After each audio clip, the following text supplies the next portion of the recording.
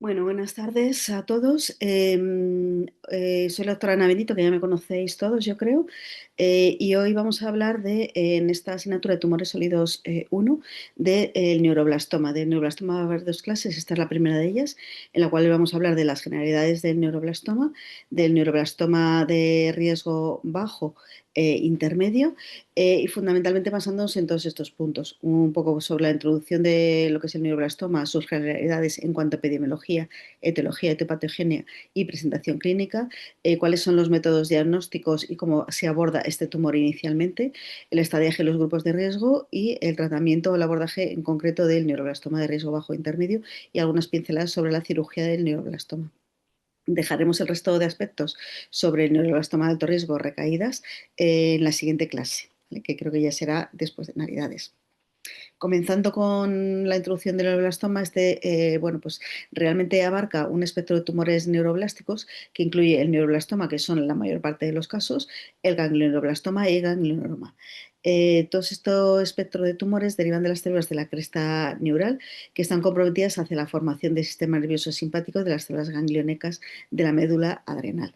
Tiene una localización, estos tumores, una localización anatómica diversa, ya que puede presentarse a cualquier nivel del cuerpo, siempre, generalmente donde haya ganglios simpáticos, que suelen ser ganglios simpáticos paravertebrales, desde el cuello hasta la pelvis o en las glándulas suprarrenales, siendo la localización más frecuente el abdomen, seguida del tórax y la pelvis.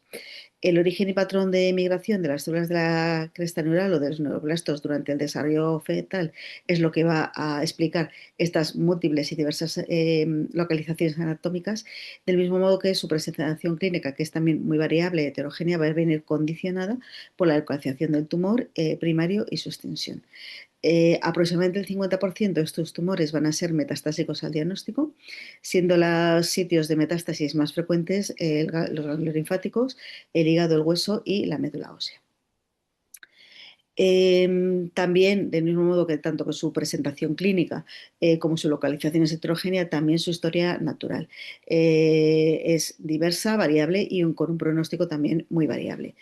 En general, los pacientes por debajo de 12 meses de edad van a tener un buen pronóstico con características biológicas favorables y en muchos casos se observa una regresión espontánea de estos tumores o maduración de los mismos hacia un ganglioneuroma benigno. Los pacientes, sin embargo, que tienen más de 18 meses de edad van a presentar un pronóstico mucho más desfavorable a pesar del tratamiento multimodal intensivo que utilizamos, por ejemplo, en los pacientes de alto riesgo. Por todo ello es muy importante estratificar en función de todos los factores de riesgo que tenga el paciente y para determinar en función de eso su manejo y su pronóstico. Ya hemos dicho que la edad van a tener mejor pronóstico los pacientes más pequeños, siendo el punto de corte para la SIOPEN de 18 meses.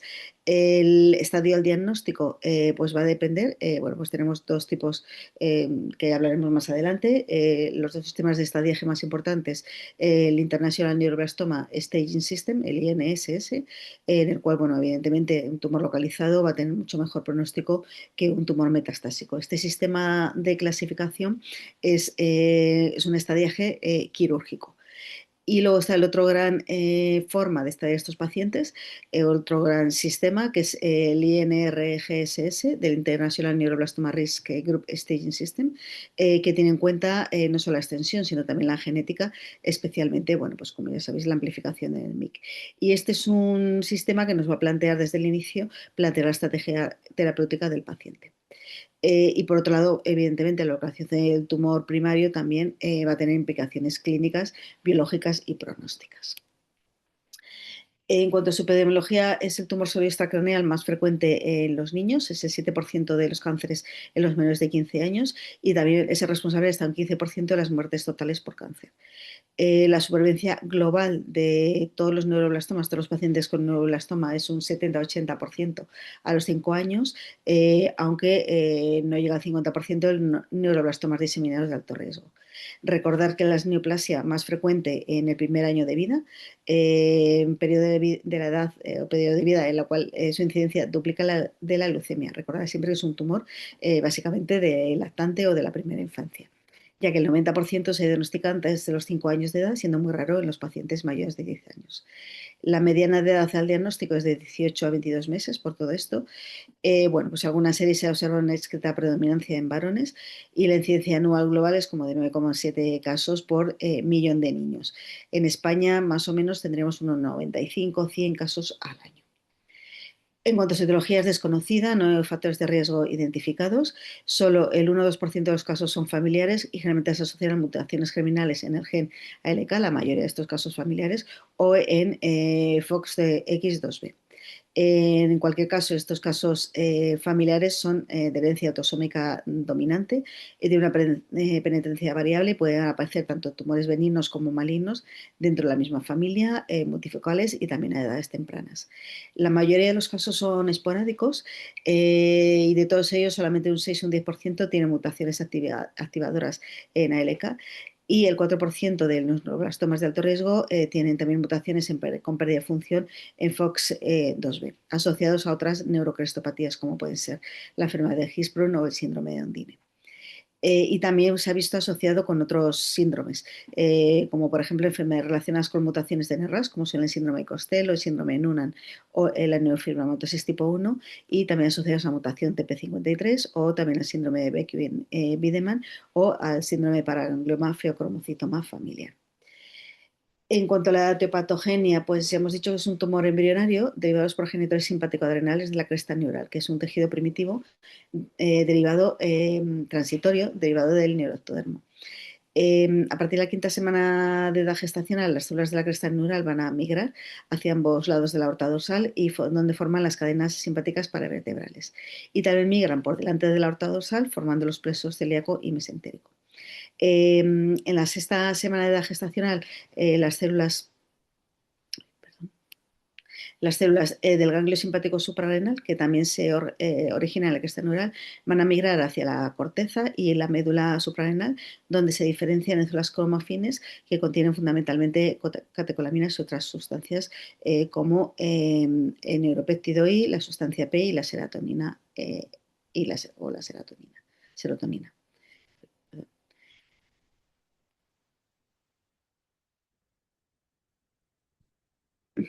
Vaya, perdona, que se me ha descolocado todo esto. No, continuamos, perdón. Vale. En realidad, pues, las células de la cresta neural, a través de un proceso que se llama transición epitelial mesenquimal, se desprende de la cresta neural y van migrando a través del cuerpo pues, a los diferentes tejidos donde forman los diferentes órganos del cuerpo.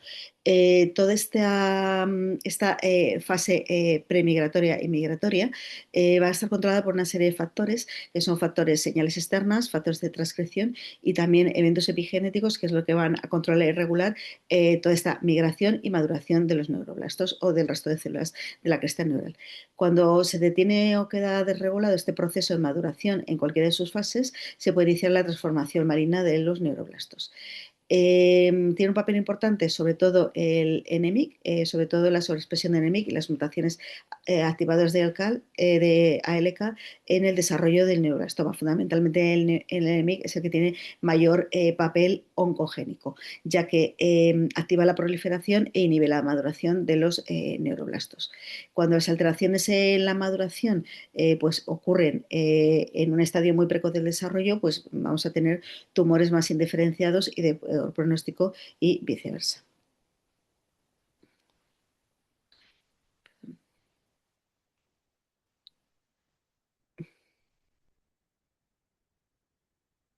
Perdón, no sé qué le pasa a la pantalla.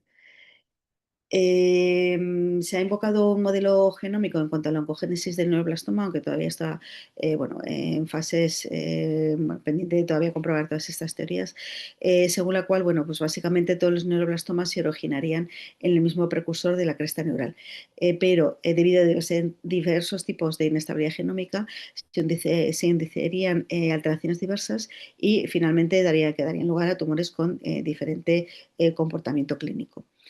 En esta teoría tienen parte muy importante los receptores de tropomiosina TRKA y TRKB, ya que tienen una alta afinidad para el Neural Growth Factor, de modo que son absolutamente necesarios para el desarrollo normal del sistema nervioso central y también su mantenimiento, tanto central como periférico. La diferente expresión de estos receptores explicaría en parte la heterogeneidad de la enfermedad. De modo que en función de esta expresión distinguiríamos dos tipos o dos grupos de neuroblastoma, uno agresivo y otro más benigno. Este último que es el que tiene el grupo de pacientes que tendrían tendencia a la regresión espontánea y la diferenciación. A nivel cromosómico, pues estos dos subtipos se corresponderían a aquellos que presentan alteraciones segmentarias o llamadas SCA, que son los tumores que son más agresivos, y las ganancias cromosómicas completas, o sea, alteraciones numéricas cromosómicas, pues caracterizaría a los tumores más benignos. En función de esto distinguimos estos dos tipos de tumores, los tipos de tumores neuroblastoma tipo 1 o con perfil NCA, es decir, alteraciones numéricas cromosómicas, que son tumores triploides o casi triploides que tienen ganancia o pérdida de cromosomas enteros, pero sin presentar alteraciones estructurales y que expresarían TRKA. Estos tumores en presencia de ciertos agentes diferenciadores pueden madurar a tejido ganglionar y mientras que en su ausencia pues entrarían en apoptosis. Son en general tumores localizados de buen pronóstico en menos de un año de edad, sensibles al 13 cisretinoico y que tienen tendencia a madurar o regresión o regresar espontáneamente. En cambio, los tumores de tipo 2 o con perfil K, es decir, que tienen alteraciones segmentarias, es decir, cambios estructurales en su dotación cromosómica, como son ganancia de 17q, deleción de un EP o de 1q y la amplificación del EMIC, pues expresan fundamentalmente TRKB y su ligando, el BDNF, que favorecen la supervivencia de las células tumorales y se asocian en general a la enfermedad más avanzada y de mal pronóstico en pacientes por encima del año de edad. Habría dentro de este grupo un subtipo 2A que no tiene el EMIC amplificado y sí presentaría generalmente pues, deleciones de 3P, 11Q o deleción de 1P, y son pacientes que tienen un curso insidioso con sucesivas recaídas y una supervivencia más prolongada. En cambio, el subtipo 2B, que suele tener una deleción del 1P y amplificación del NMIC, suelen tener pacientes frecuentes recaídas precoces y son pacientes con una reducción de su supervivencia ya a corto plazo.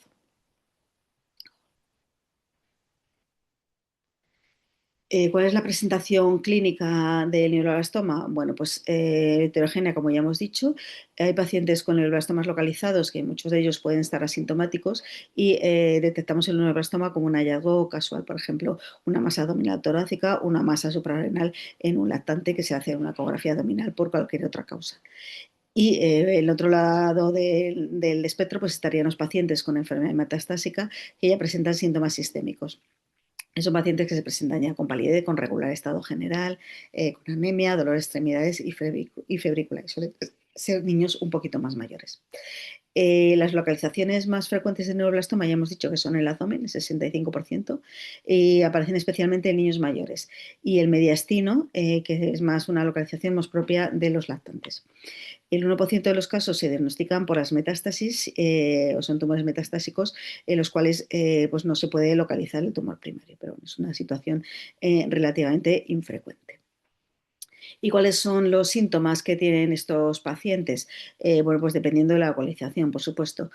Cuando son tumores localizados en el abdomen, la mayor parte van a ser en la glándula suprarrenal.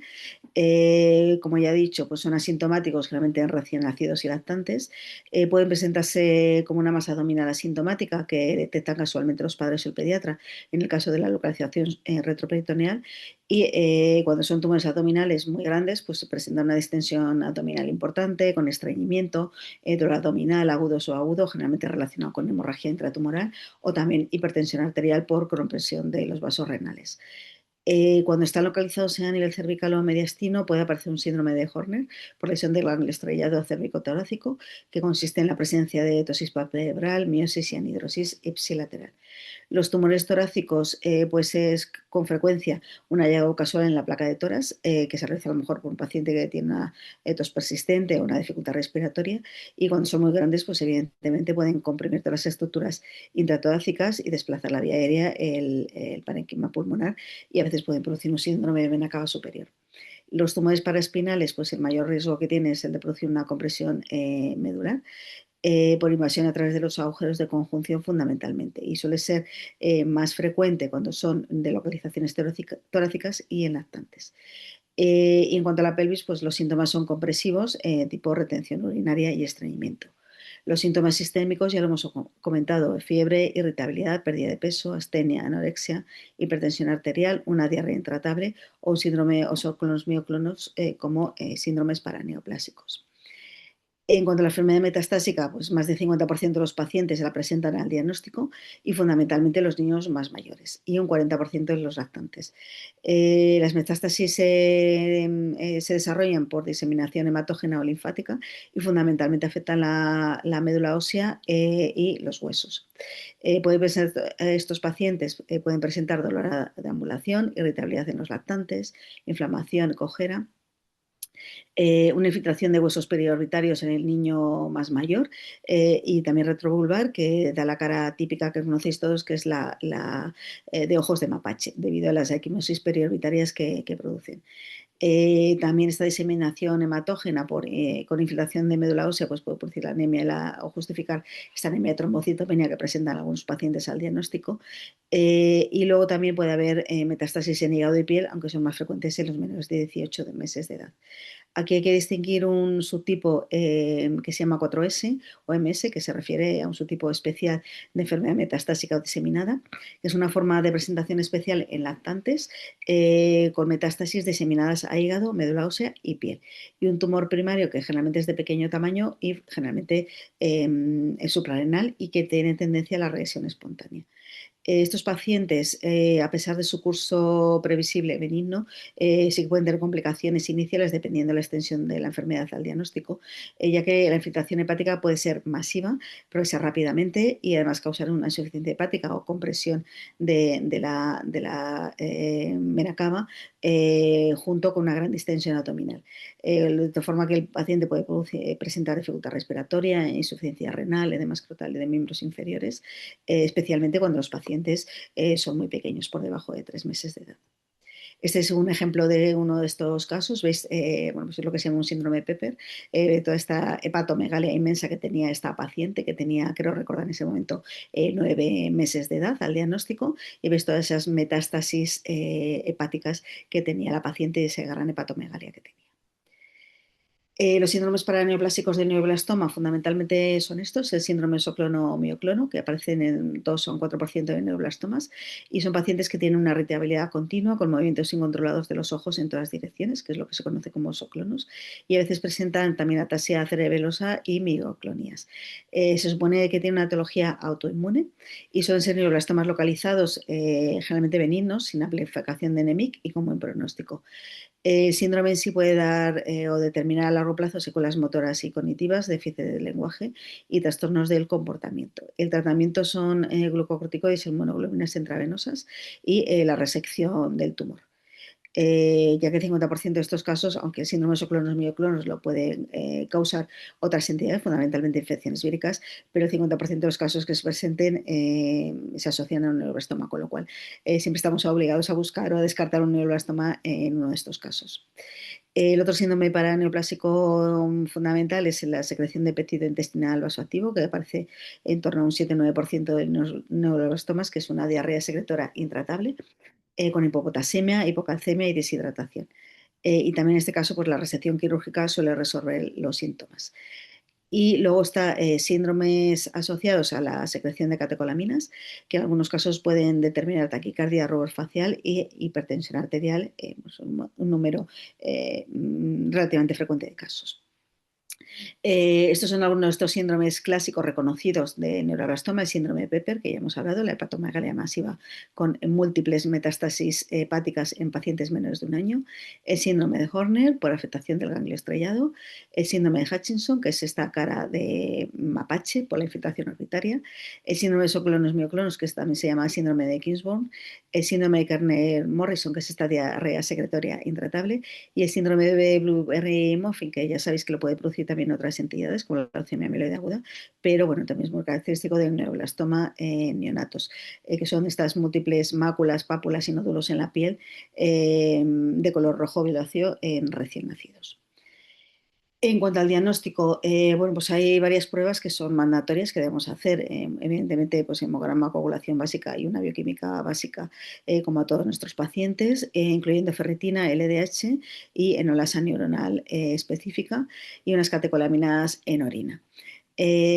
Básicamente, aparte de serologías, coagulación, etcétera, etcétera, de lo que hacemos habitualmente al debut de cualquier enfermedad oncológica. En cuanto a las pruebas de imagen, es mandatorio el TACO y la resonancia del tumor primario.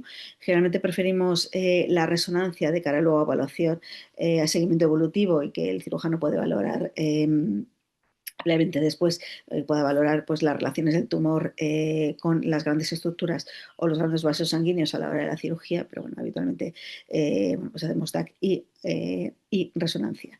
Que sería en este caso, aparte del tumor primario, deberíamos ampliar el estudio a tórax, abdomen y pelvis. También de cráneo y cuello, si clínicamente indicado, aunque en el último protocolo de alto riesgo sí que es necesario para entrar en él pues una prueba de imagen de la cabeza. La gammagrafía con metayodo, que como sabéis es la prueba específica que marca las células de neuroblastoma en todo el cuerpo. Es una gammagrafía que es muy importante a la hora del estudio de extensión y valorar la enfermedad metastásica en estos pacientes. Y realizamos un PET con 18 fluorodeoxiglucosa si el tumor, en aquellos tumores que son metayodos negativos. En cuanto a las pruebas biológicas, es fundamental realizar la biopsia del tumor primario para realizar la hemohistoquímica y poder clasificarlo según este índice de clasificación de anatomía patológica. Y en las pruebas del tumor, pues es necesario, evidentemente, pues estudiarlo en cuanto a su estudio, su perfil genético, genómico, estudiando la amplificación de NEMIC, que generalmente se realiza mediante FIS, el estudio de anomalías cromosómicas segmentarias y de anomalías numéricas, el índice de ADN del tumor, y bueno, pues, para poder hacer todos los arrays y el resto de pruebas del estudio genético necesarias.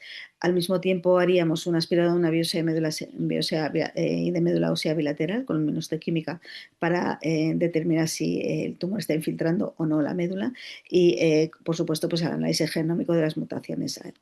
Y además, bueno, pues también realizaremos una odometría y un ecocardiograma de cara pues, bueno, cuando tengamos claro que el paciente va a empezar con quimioterapia.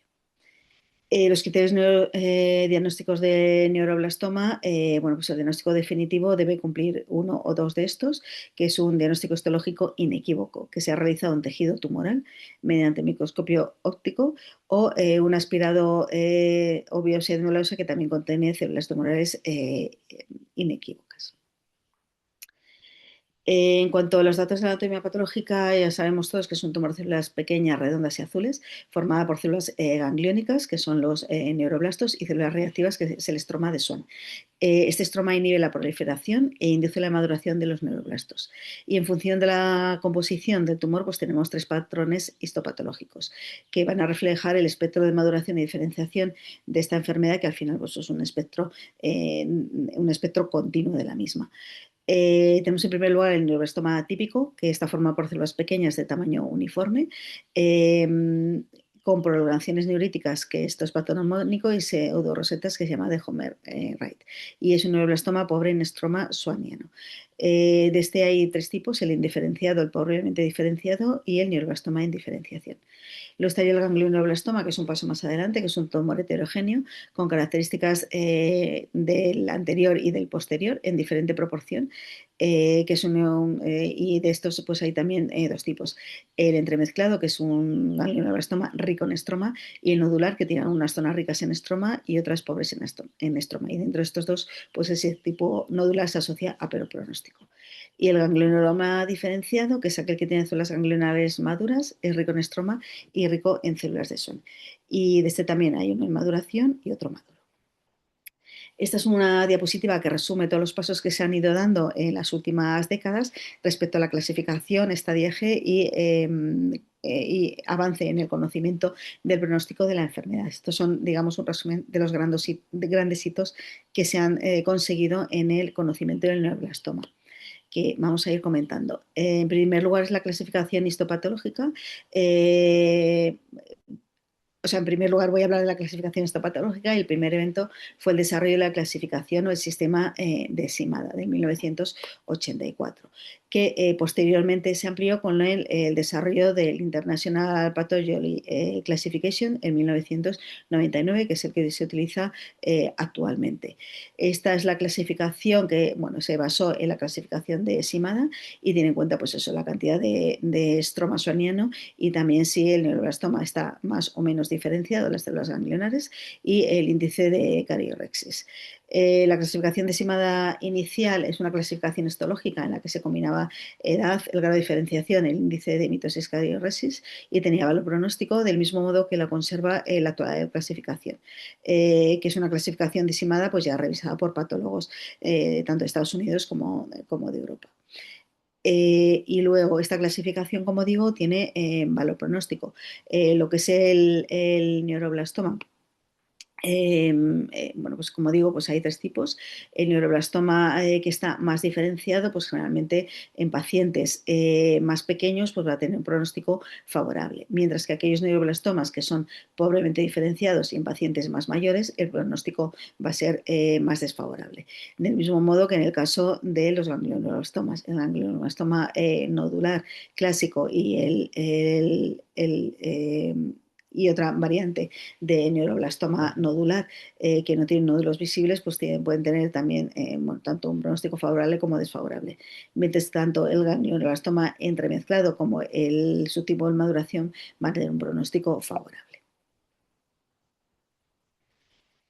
¿Y qué otros eventos han ocurrido durante estos años? Pues bueno, se han detectado anomalías genéticas con valor pronóstico como las conocemos hoy, ¿vale? Vale, y esto partimos de 1984 con la identificación del oncogen NMIC y el contenido, la polidía del tumor como factores pronósticos, así como la identificación en 1997 de otras alteraciones como la ganancia de 17q, que también se asocia a mal pronóstico, y en el 2005 la identificación de que la pérdida de 1P y de 11q también se asocian a peor pronóstico.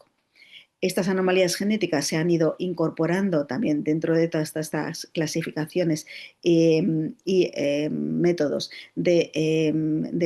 bueno, clasificaciones que combinan tanto la histología del tumor como las alteraciones genéticas para llegar al pronóstico del paciente y fundamentalmente las que más reconocidas como el pronóstico, como ya conocemos todos, en la amplificación del oncogen NMIC, que se define con la presencia de más de 10 copias de este gen en el tumor. Aproximadamente esto ocurre en el 20 o 25% de los casos de neuroblastoma. Las otras alteraciones genéticas con valor pronóstico pues son el estudio del cariotipo molecular del neuroblastoma, en el cual vemos alteraciones, pueden detectarse alteraciones cromosómicas numéricas como triploidía o tetraploidía, es decir, ganancia o pérdida de cromosomas enteros, o anomalías cromosómicas segmentarias, que son pérdidas de parte de los cromosomas, como la ganancia de 17q, que es la más frecuente, o como ya hemos visto, la edición de 1P o de 11q. Que son, es más relevante su presencia, si están o no están, y número, que el tipo de alteraciones en sí, aunque esto depende de la edad de los pacientes. También en el estudio del tumor inicial, bueno, pues generalmente también hacemos una secuenciación del tumor, estudiando mutaciones y amplificación de ALK, que a veces se asocian al glioblastoma hereditario y pueden servirnos también como diana terapéutica. Y también se estudian pues, mutaciones de ATRX, que se asocian con casos de niños más mayores y con el peor pronóstico, reordenamientos en TRT, que también bueno, pues pueden ser también asociados a pronóstico desfavorable. Son tanto TRT y ATRX son mutaciones mutuamente excluyentes de la amplificación del NMIC. Por lo tanto, en el estudio del neuroblastoma estamos obligados a hacer todos estos estudios genómicos al diagnóstico. ¿Vale? Las alteraciones, el NMI, como ya hemos visto, es un factor pronóstico muy importante, está localizado en el cromosoma 2, es un factor de transcripción que regula la proliferación y la ocurrencia de metástasis y la técnica de estudio generalmente es por FIS. Esta técnica de FIS permite detectar amplificaciones de genes, como es en el caso del NMIC o del ALK, y también puede detectar alteraciones en el número de copias y también pues, algunos puntos de rotura en algunos genes. En cuanto al FIS para el enemigo, es muy conveniente ya que da un resultado rápido. Y bueno, pues un análisis de una sola, que lo que se llama single cell análisis, que bueno, depende de la heterogeneidad del tumor y de la estimación del contenido tumoral de la muestra. Las otras técnicas que se utilizan son los microarrays o el NGS y también el WES para detectar también si hay pérdidas o copias del número de cromosomas. También se estudia la pérdida de heterocigosidad y bueno, pues este es un estudio, un ejemplo de este análisis del número de copias, como se ve, que bueno, pues en este caso sí que es necesario tener por lo menos más de un 30% de contenido tumoral en las muestras. Y los siguientes hitos o la siguiente parte de los hitos que vamos a hablar en este desarrollo en las últimas décadas es el estadiaje del neuroblastoma. Se inició bueno, los primeros intentos de clasificación, estadiar los pacientes con neuroblastoma, estadiaje, el sistema de Evans, en 1971 y seguido de en 1986 el desarrollo de este sistema de clasificación que es el INSS, que son los criterios del INSS. El estadio de Evans o el sistema de Evans es un estadio bueno, basado en la extensión de la enfermedad y el sistema de estadiaje o la clasificación del INSS es un estadiaje que se hace en el momento de la cirugía. Bueno, esto es una comparación entre ambos sistemas de estadiaje. Como veis, también aquí hay alguno que se desarrolló en aquella época del Pediatric Oncology Group y el International Neuroblastoma Staging System, por lo menos, bueno, pues intentó aunar todos estos sistemas de clasificación que había en aquel momento para dejarlos en uno que fuera común bueno, pues para todos los pacientes de neuroblastoma, se trataran donde se trataran. Y el tercer y último mito más importante, que aún así sigue en evolución, es bueno, pues en esta reunión del International Neuroblastoma Risk Group, pues en el 2005 desarrollar un sistema de clasificación que permitiera, bueno, pues no solo a los pacientes que se fueran a operar, sino también a aquellos pacientes que no se fueran a operar, poder clasificarlos y que sirviera para el estadiaje también de pronóstico y terapéutico del paciente. ¿Vale? Esta reunión tuvo lugar en 2005 y el primer estadiaje, la primera clasificación del INRG salió en el 2009. ¿Por qué todo esto? Porque evidentemente es sumamente importante poder estadiar bien y estratificar bien a los pacientes para asignarles el tratamiento y el pronóstico que les corresponde.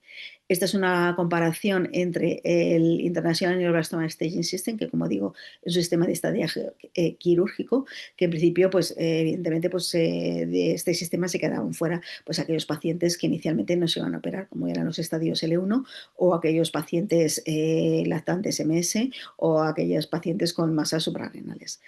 En cambio, el INRG sí que permite este estadiaje prequirúrgico y divide bueno, pues la enfermedad o los estadios en cuatro, que son el L1, son tumores localizados que no tienen factores de riesgo por imagen, que se pueden operar desde el principio, los L2, que son localizados pero ya tienen factores de riesgo por imagen y que no se pueden localizar, perdón, resecar al inicio, los estadios metastásicos M y el estadio metastásico MS, que como hemos dicho son estos pacientes que tienen bueno, tendencia a regresión espontánea y es un grupo especial de la enfermedad metastásica que se caracteriza por eso, son niños por debajo de 18 meses con metástasis limitadas a la piel, el hígado o la médula ósea, no deben tener metástasis óseas.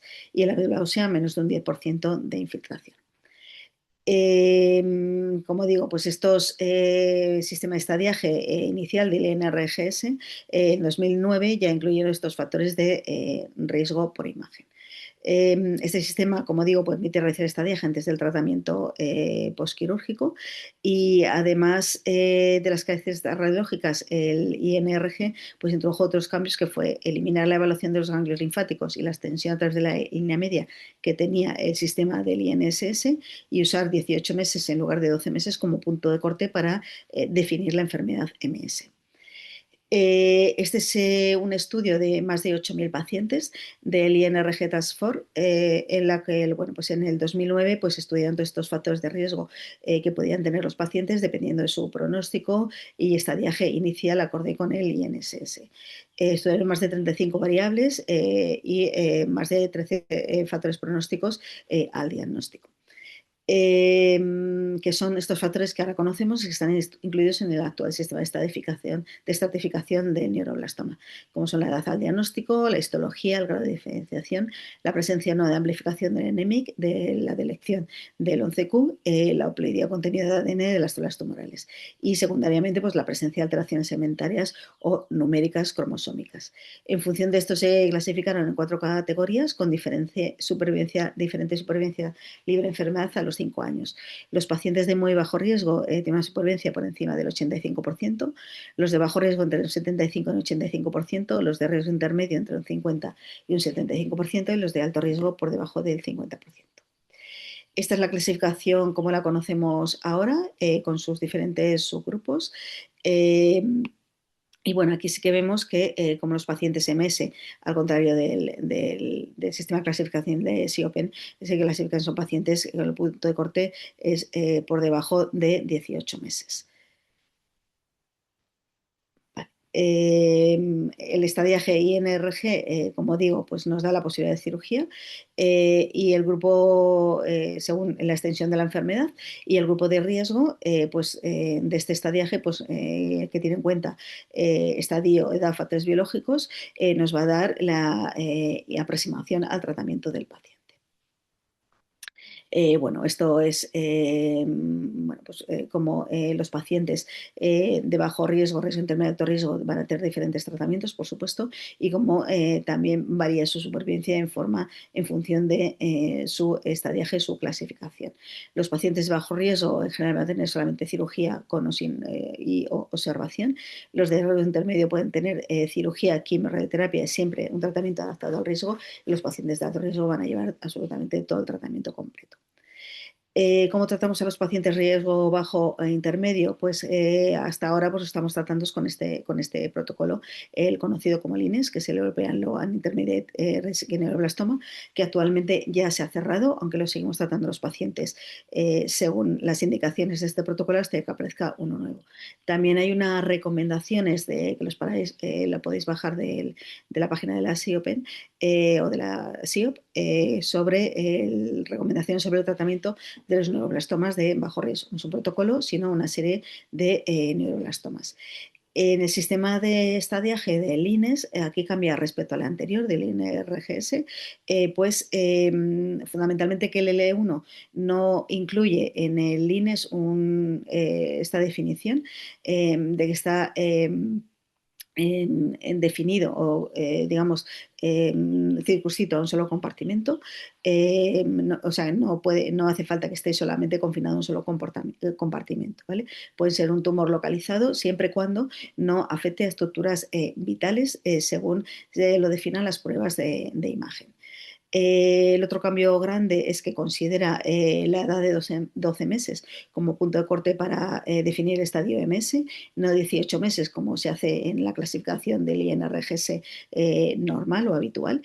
Y también considera que los tumores pobramente diferenciados o indiferenciados en los mayores de 18 meses se consideran de riesgo intermedio, mientras que en el sistema INRG se consideraban de alto riesgo.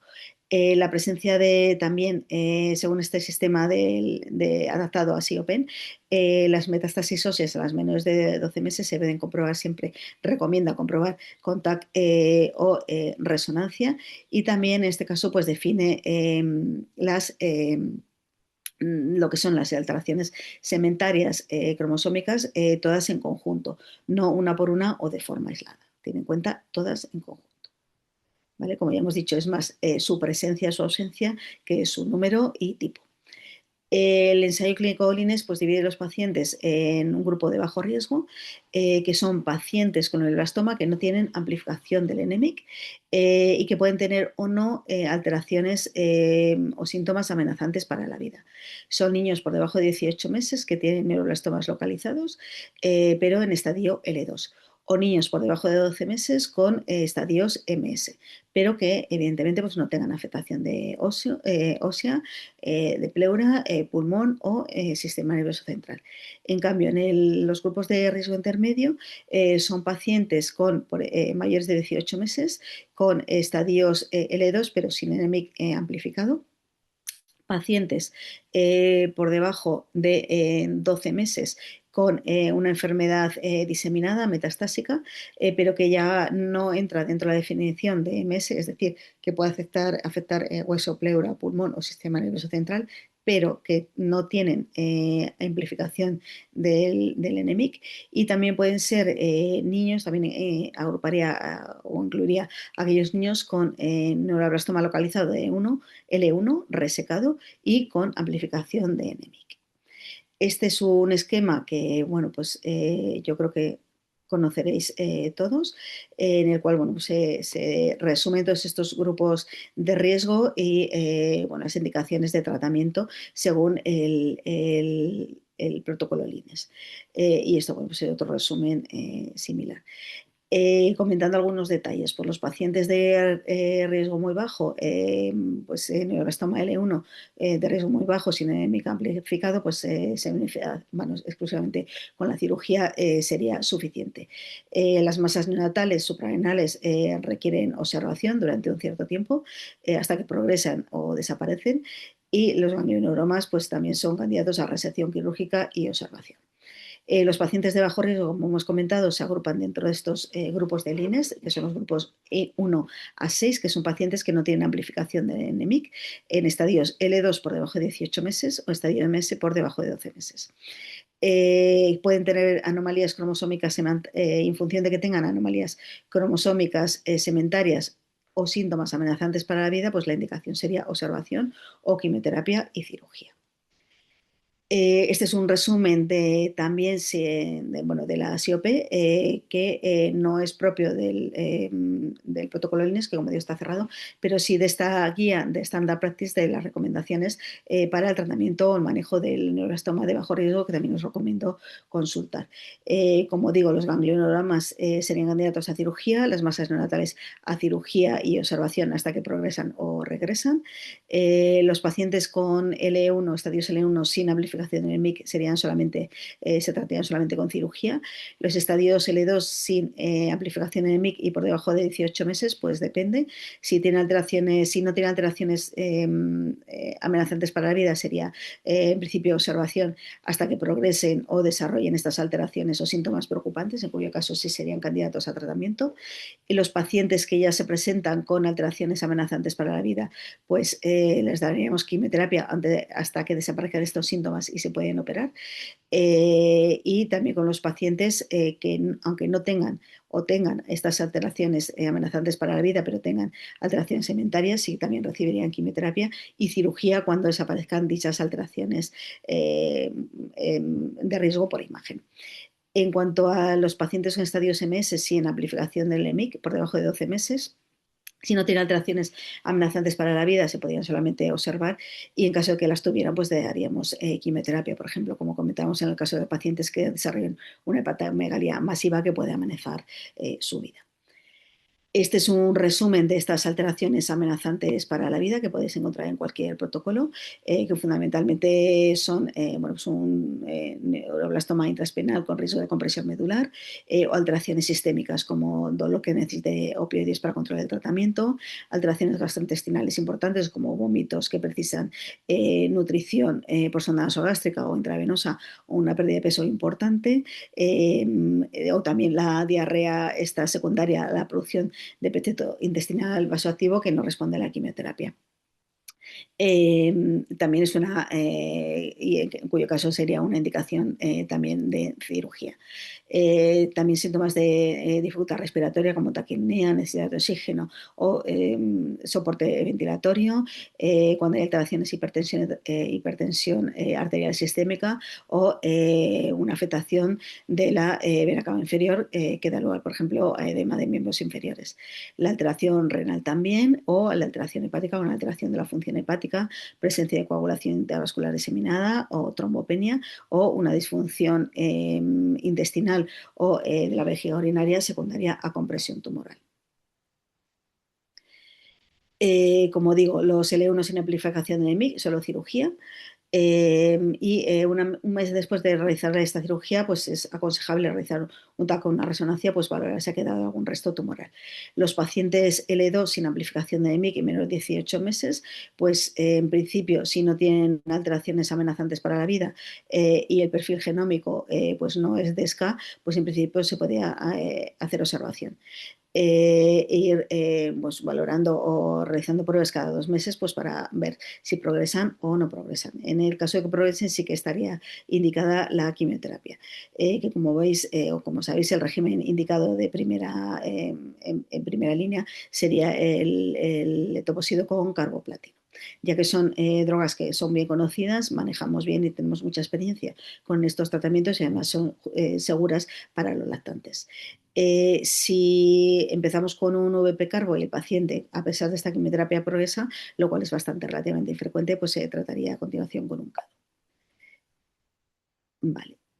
Y los pacientes, bueno, pues es lo que digo, los pacientes, bueno, acabamos de comentar que progresan durante la observación, pues que no tienen inicialmente alteraciones amenazantes para la vida y que progresan durante la observación, pues también serían candidatos a tratamiento con quimioterapia con las mismas recomendaciones que las previas, VP carbo o CADO. Los pacientes con L2 sin amplificación de EMIC y menos de 18 meses, pero ya tienen con o sin síntomas amenazantes para la vida y tienen alteraciones sementarias, sí que se tratarían con quimioterapia.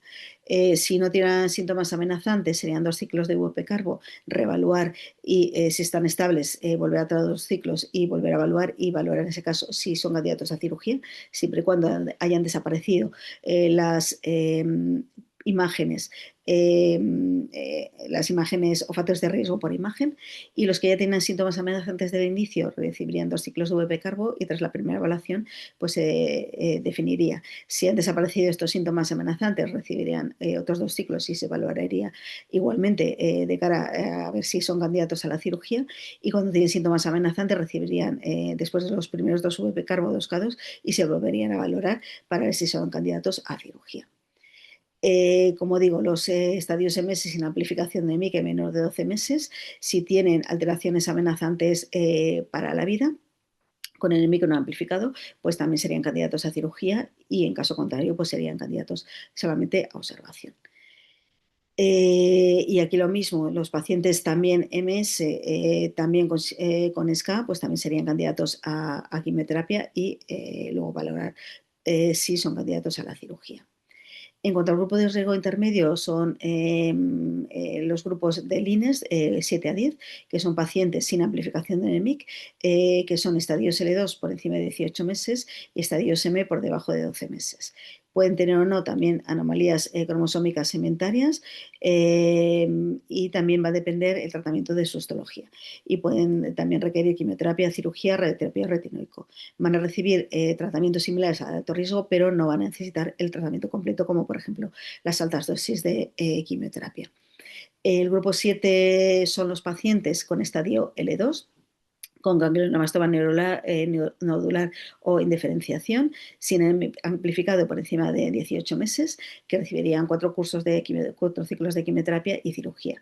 En el estadio L2, que sería el neuroblastoma o ganglioblastoma nodular por oriente diferenciado o indiferenciado, con NMIC no amplificado y por encima de 18 meses, que sería el grupo 8 del INES, que recibirían 6 ciclos de quimioterapia seguidos de cirugía en el momento que desaparezcan estos factores de riesgo por imagen, radioterapia y diferenciación con cisretinoico. El grupo 9 actualmente está cerrado, pero bueno, pues se pueden seguir las recomendaciones que ahora veremos de este grupo, que son pacientes con estadios L1 y con NMIP amplificado de cualquier edad. Y en cuanto al estadio M con metastásico, no MS, por debajo de 12 meses y con NMIC no amplificado, pues también recibirían entre 4 y 8 ciclos de quimioterapia previos a la cirugía. Estos son los grupos 7 y 8 que acabamos de comentar del grupo LINES. Este es el grupo 9, que como digo, bueno, pues si son pacientes con estadio 1 con M amplificado, pues recibirían 4 ciclos de quimioterapia, 2 VP carbo, 2 CADO y luego otros 2 ciclos adicionales de VP carbo o CADO previos a la cirugía. ¿Vale? Y ya llegando finalmente, bueno, para acabar esta clase, bueno, pues finalmente algunas consideraciones como la cirugía. El papel de la cirugía en el blastoma, pues al diagnóstico va a ser generalmente recibir una biopsia mínimamente invasiva para obtener el tejido necesario para el estudio anatomopatológico y para los estudios moleculares. El otro punto de la cirugía es en el caso de pacientes con compresión medular, ya que el neuroblastoma pues, es la primera causa de compresión medular por tumores en niños, especialmente los menores de 5 años. En esta cirugía pues, hay que evitar secuelas a largo plazo, aunque en general sí se puede hacer una laminectomía en estos casos, pero bueno, inicialmente preferimos el uso de quimioterapia o corticoides previo al manejo neuroquirúrgico para evitar secuelas inmediatas o a corto o a largo plazo. Y en cuanto a las recaídas del sistema nervioso central, que es otro papel de la cirugía, pues en recaídas sobre todo aisladas, pues la obtención de una resección quirúrgica completa sería el primer paso para conseguir el control de la enfermedad. Todo ello seguido de radioterapia craneoespinal, quimioterapia e inmunoradioterapia. ¿Qué más al diagnóstico? Pues en tumores localizados, pues la cirugía es un pilar fundamental y con frecuencia va a ser, como hemos visto, especialmente en los estadios L1, pues el único tratamiento, que son aquellos casos sin factores de riesgo quirúrgicos por imagen. Los casos que sí tienen estos factores de riesgo por imagen suelen llevar tratamiento con quimioterapia para facilitar la cirugía, aunque sin prolongar este tratamiento innecesariamente. Y siempre teniendo en cuenta que es necesario minimizar las secuelas a corto, medio y largo plazo porque son pacientes, en este caso, con altas tasas de curación. Y en cuanto al neuroblastoma de alto riesgo, la cirugía también en estos casos sigue siendo fundamental. De modo que una resección completa sí que va a impactar positivamente en el pronóstico, pero no se debe realizar a cualquier precio. Y bueno, pues en algunos casos muy complejos puede ser diferida después del trasplante.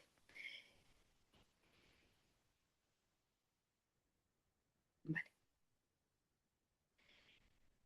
Y bueno, ya finalizando, pues cuando llegue el momento de la cirugía, pues es posible que algunos de estos casos sean cirugías complejas, que no están exentas de morbilidad y mortalidad y que precisan de equipos experimentados. A lo mejor necesitan equipos multidisciplinares con cirugía vascular, neurocirugía, cirugía torácica, etcétera.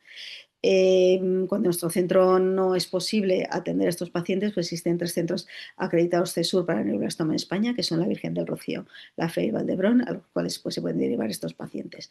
Las complicaciones más frecuentes que pueden tener durante estas cirugías pues, son lesiones vasculares, lesiones viscerales, quilotoras y ascitis quilosal, la diarrea, secundaria a la afectación intestinal, alteraciones de lesiones o lesiones nerviosas y otras complicaciones menores como pueden ser complicaciones de la herida quirúrgica o el derrame pleural. Y estas complicaciones no la van a tener solo los pacientes con neuroblastomas de alto riesgo, sino también a veces las tienen más aquellos pacientes con ganglioneuromas, que son pacientes que en principio no van a reducir el tumor ni con quimio ni con radioterapia y a veces tienen una extensión de tumor muy importante y van a afectar estructuras vecinas y bueno, pues evidentemente pues hay que hacer esta resección quirúrgica de la mejor manera posible. Y nada más, bueno, esto es parte de la bibliografía que hemos utilizado para esta clase. Y bueno, pues aunque ha sido un poquito densa, espero que os haya servido. Si tenéis alguna duda sobre la clase o sobre los contenidos, sus contenidos o sobre el neuroblastoma en general, pues podéis escribir las preguntas que necesitéis al chat o escribirme por correo electrónico. ¿Vale? Y bueno, pues nada más, solamente desearos feliz Navidad a todos y feliz año nuevo.